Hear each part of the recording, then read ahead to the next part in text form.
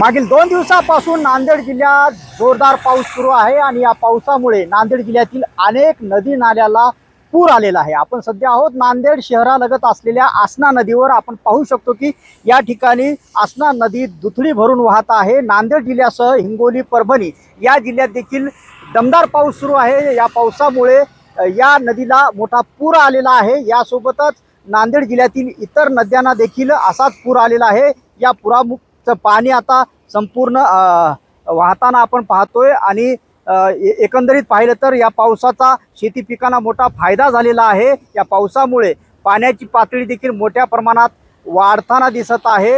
मागील 8 दिवसानंतर खंड पडला होता, त्यानंतर पुन्हा आता 2 दिवसापासून जोरदार पाऊस सुरू आहे आणि या पावसामुळे एकंदरीत पाहिलं तर जिल्ह्यामध्ये समाधानाचं वातावरण निर्माण झालेलं आहे।